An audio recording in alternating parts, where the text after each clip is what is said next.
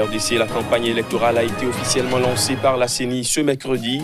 Martin Fayulu, le candidat de l'opposition de retour d'Europe, a mobilisé plusieurs centaines de supporters. On en parle dans cette édition.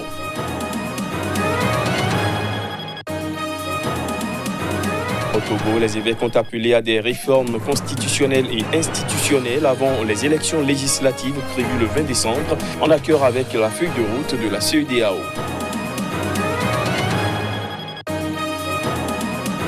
Et puis à Madagascar, Mac Ravalomanana, l'un des deux finalistes de la présidentielle, a fait volte-face en retirant, dans un souci d'apaisement, des plaintes contre la commission électorale qu'il avait déposées auprès de la justice. Voilà pour les titres. Bonsoir à tous. En République démocratique du Congo, le président de la Commission électorale nationale indépendante, Corneille Nangaa, a officiellement lancé ce mercredi la campagne électorale. Ce démarrage de la campagne intervient à 32 jours des élections prévues le 23 décembre prochain. Les images. Après 2 ans de report, d'attente et de tension, la campagne pour les élections du 23 décembre prochain s'ouvre en République démocratique du Congo. Le président de la Commission électorale nationale indépendante CENI, Corneille Nangaa, a officiellement lancé cette campagne ce mercredi lors d'une rencontre majorité-opposition à l'Assemblée avec un jour d'avance sur le calendrier électoral. La campagne doit prendre fin le 21 décembre à minuit, 2 jours avant les élections présidentielles, législatives et provinciales à un tour. L'enjeu est historique. Ce scrutin entend permettre une première transmission du pouvoir sans effusion de sang depuis l'indépendance en 1960 de ce pays. 21 candidats briguent la succession du président Joseph Kabila au pouvoir depuis 18 ans. Plus de 40 millions d'électeurs ont été enregistrés par la commission électorale qui a acheté quelques 106 000 machines à voter à une société sud-coréenne pour les 3 scrutins. L'opposition congolaise aborde la campagne en ordre dispersé après un très éphémère accord à Genève sur la candidature commune de Martin Fayulu. Face aux divisions de l'opposition, le camp du président Joseph Kabila se présente en ordre de bataille autour du dauphin Emmanuel Ramazani Shadari. Restons en République démocratique du Congo, où de retour d'Europe, l'opposant Martin Fayulu a été salué à l'aéroport de Ndili par plusieurs centaines de supporters ce mercredi. Martin Fayulu, qui lance ainsi sa campagne électorale, s'est engagé à arracher l'alternance démocratique par des élections crédibles. Le candidat et ses supporters refusent d'accepter la machine à voter qui permet de choisir les candidats et d'imprimer les bulletins de vote. Outsider, issu d'un petit parti, Martin Fayulu a été désigné candidat commun de l'opposition lors d'une réunion de 7 opposants le 11 novembre dernier à Genève. Le jour suivant, 2 d'entre eux, Félix Tshisekedi et Vital Kamerhe, sont revenus sur leur engagement. Je vous propose à présent d'écouter les premières réactions de l'opposant Martin Fayulu dès son retour en République démocratique du Congo. Mais c'est l'avenir du pays, de mon pays qui est en jeu, et c'est le développement, la prospérité du Congo demain. L'état d'esprit est que nous devons à tout prix arracher l'alternance démocratique, c'est-à-dire pour arriver à ça, il faut les élections. Mais lesquelles élections? C'est notre objectif, c'est des élections crédibles, c'est-à-dire élections avec bulletin papier et sans machine à voter, avec un fichier clair, nettoyé. Mais le message est qu'il y a un candidat commun et vous voyez, tous les groupes qui composent l'opposition sont là. Les candidats communs sont là, je suis là, je représente ces groupes. Je suis un porte-parole, un porte-étendard pour les élections crédibles, transparentes et apaisées et pour assurer la prospérité au Congo. Au Cameroun, la conférence générale des anglophones prévue pour les 21 et 22 novembre dans la ville de Buea a été reportée à une date ultérieure. Les leaders religieux organisateurs de ces assises destinées à préparer une sortie de la crise qui secoue les régions anglophones du pays n'ont pas reçu une autorisation officielle de l'administration. Reportage Narcisse Homme. Le cardinal Christian Toumi, archevêque émérite de Douala, en collaboration avec 4 autres dignitaires religieux anglophones, vient d'annoncer à la presse nationale et internationale l'annulation de la conférence générale anglophone. La conférence qui était prévue pour le 21 et le 22 n'aura pas lieu.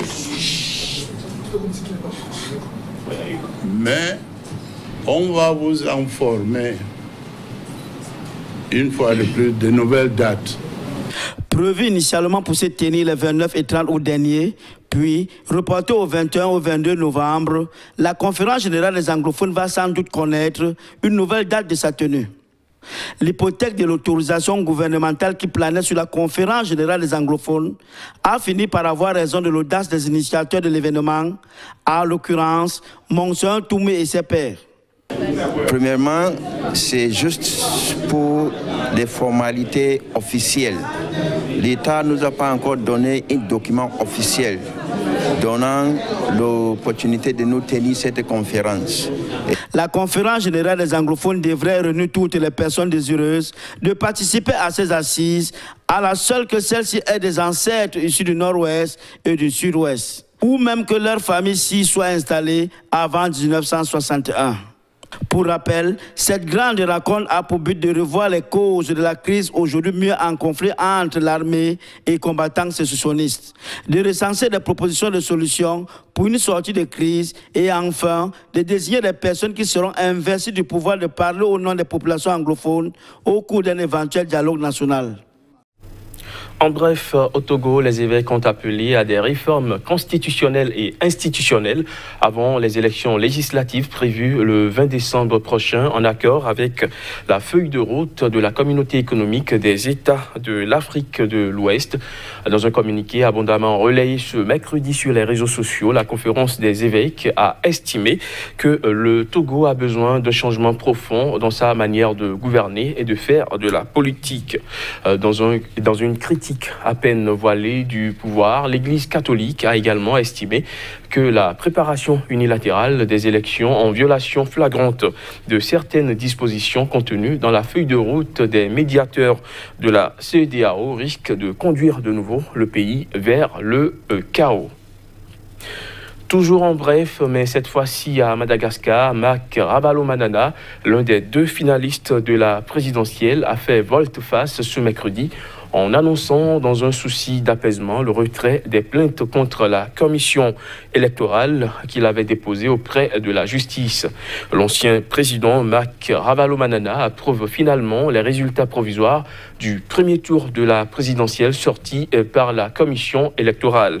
Et pourtant, hier, l'équipe du candidat avait annoncé le dépôt de plus d'une cinquantaine de requêtes devant la justice pour corriger certaines irrégularités dans les résultats de la présidentielle. Selon ces résultats, un second tour devra départager le 19 décembre prochain. André Rajoelina arrivé en tête avec 39,19% des suffrages et Mac Ravalomanana qui a obtenu 35,29%. Ce journal se poursuit et nous sommes à présent en Zambie où la police a interrogé le chef de l'opposition Hakainde Hichilema. Il est accusé d'avoir alimenté les attaques contre des ressortissants chinois. Des précisions à travers cet élément.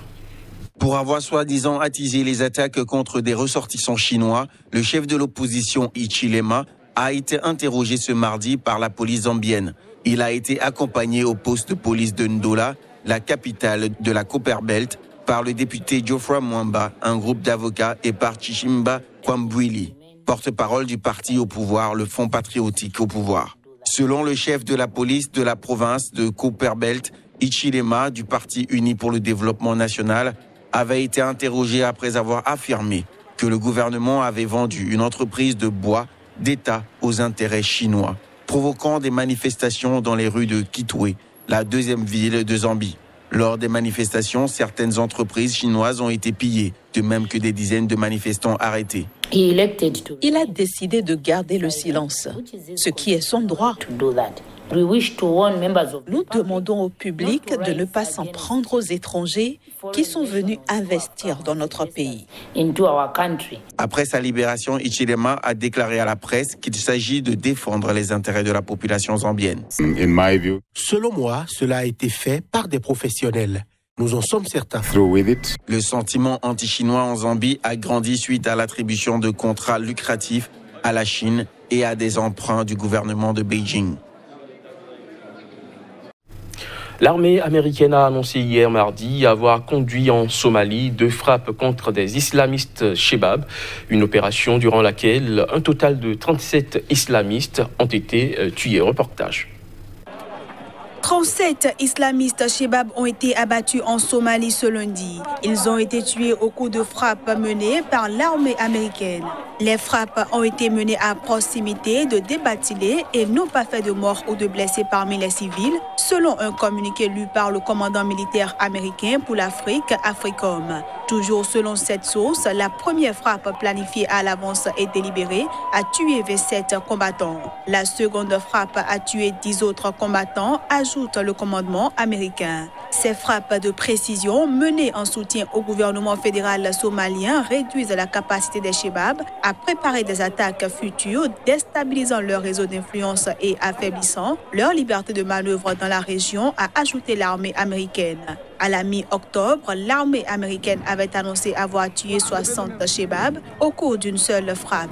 C'était la plus importante conduite par Washington contre les islamistes Chebab, affiliés à Al-Qaïda depuis celle du 21 novembre 2017, qui avait fait 100 victimes terroristes. Il faut dire que les États-Unis soutiennent la lutte contre les Chebab menée par le gouvernement fédéral somalien et par la force de l'Union africaine en Somalie, AMISOM, présente sur le territoire depuis 2007. Au Nigeria, des djihadistes du groupe Boko Haram ont encore frappé. Ils ont tué 9 agriculteurs dans un village du nord-est du pays. Ils en ont également enlevé 12. Voici les détails. Arrivés ce lundi dans un champ du village de Momonti, à 5 km de Maïdougouri, la capitale de l'État du Borno, les djihadistes du groupe Boko Haram ont tué 9 cultivateurs en train de travailler. Les insurgés ont emmené 12 personnes, dont des femmes, et blessé à la machette 3 personnes ayant refusé de les suivre. Hier, je revenais de l'école que mon ami m'a dit que Boko Haram avait tué mon père dans sa ferme. On est allé à la ferme et on l'a vu sur la plantation d'arbres. Je l'ai vu mort, ainsi que d'autres personnes.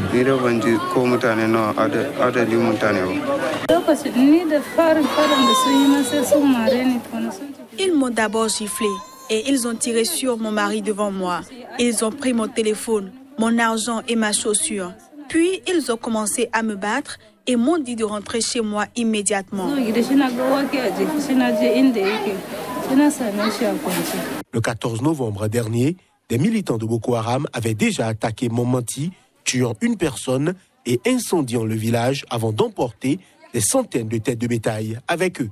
7 femmes avaient été enlevées le même jour près de la ville de Bama, à 70 km de Maïdougouri, alors qu'elles travaillaient dans le champ sous la protection d'hommes armés, selon des membres de la milice civile engagée contre Boko Haram aux côtés de l'armée nigériane.